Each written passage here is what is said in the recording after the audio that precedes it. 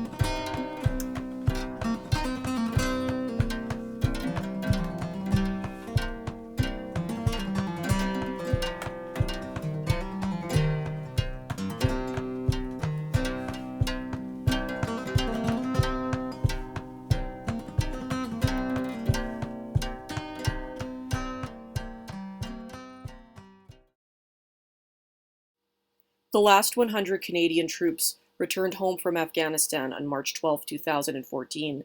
Buildings like Edmonton City Hall lowered their flags to half-mast to recognize the loss of life and atrocities of war. The Edmonton Coalition Against War and Racism gathered on the south side of the high-level bridge to raise their banners for peace.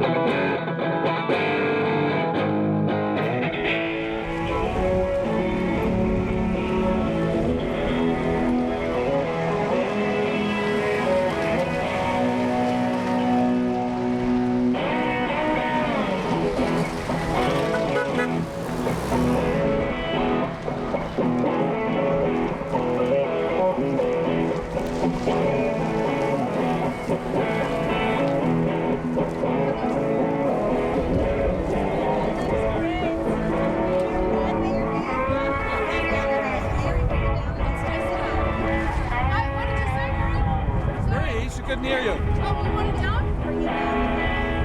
Okay, down. It's easier to hold than it is.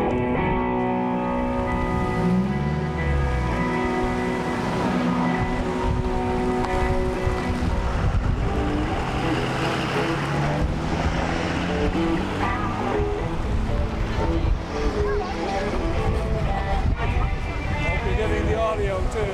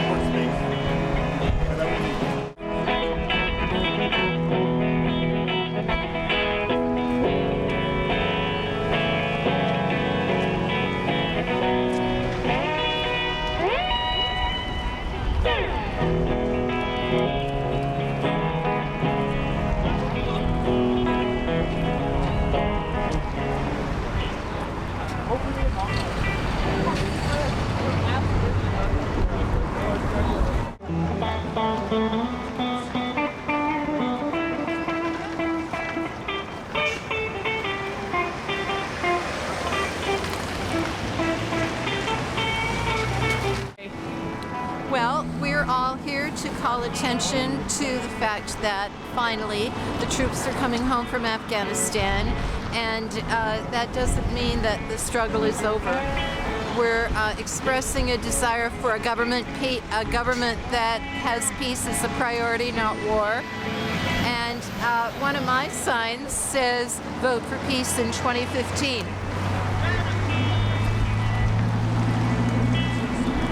The Liberals brought us into the war in Afghanistan, and the Conservatives kept us there. So the multiple choice question is, who should you vote for in the next election?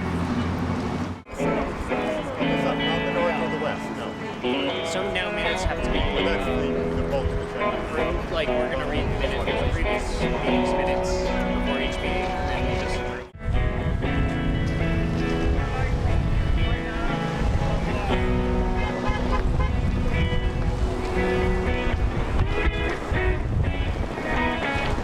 Well, we're here today because this is the day when the last troops leave Afghanistan.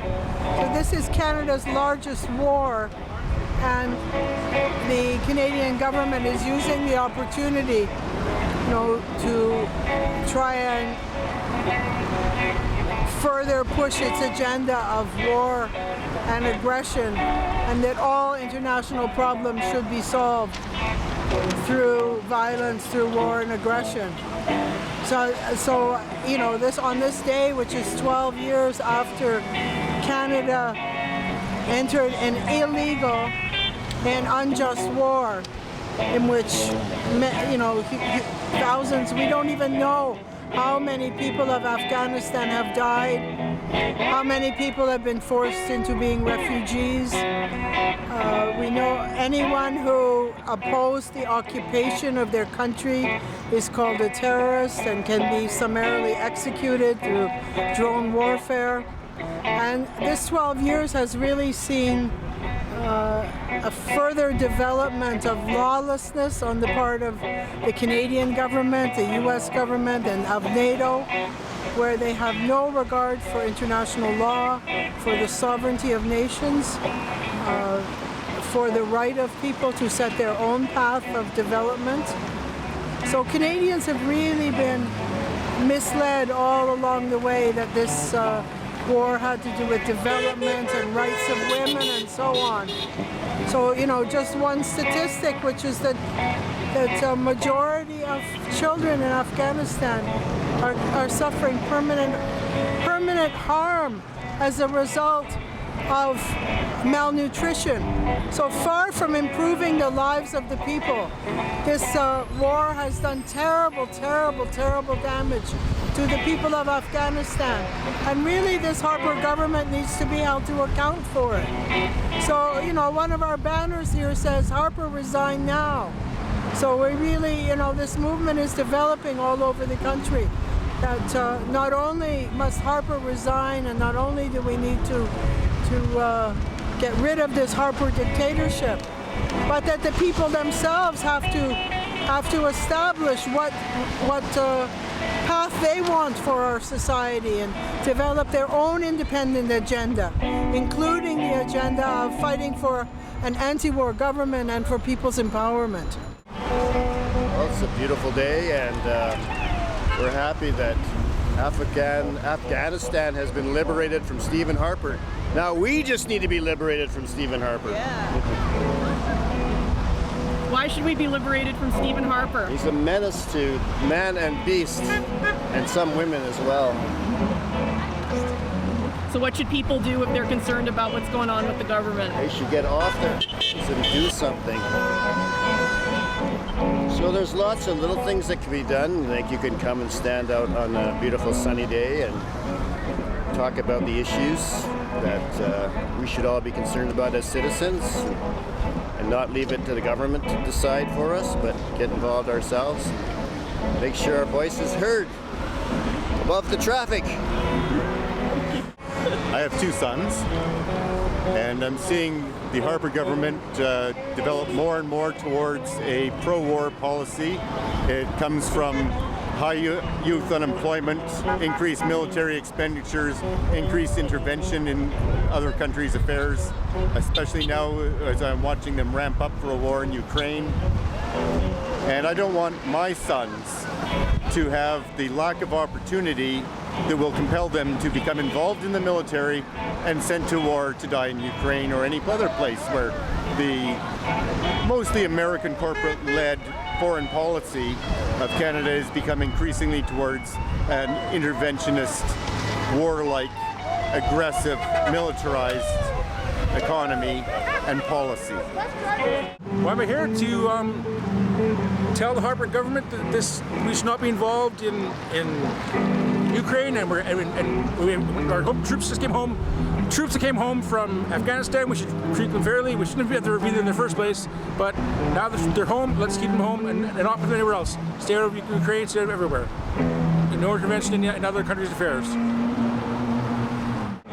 Because the people of Afghanistan are worse off today than they were before the war in Afghanistan. In fact, in Afghanistan today, there's more schools than there ever have been, and they're empty. In Afghanistan today, Afghanistan is now a country that imports wheat from Pakistan, and it used to be a country that produced and exported its own wheat. So the Afghani people are now more destitute than they ever have been, and Canadian soldiers are missing limbs, and it was all for nothing. It's a good one today. What makes it so good? The sunshine and the response of the people. We're going to get rid of this warlord government here in Canada before you know it. You sound very optimistic. I am absolutely optimistic because when you meet the people are not in favor of war.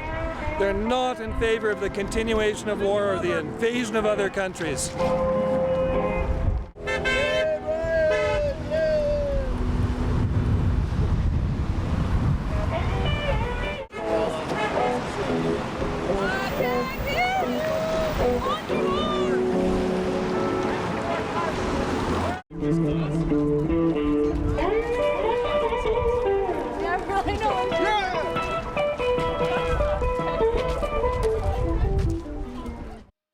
The Progressive Conservative Party and Edmonton area PC MPs have declined to comment on coverage of ECAWAR's anti-Harper protests on this program. To review PC policies, go to www.conservative.ca and click on Where We Stand. For more information about ECAWAR, visit www.ecawar.org.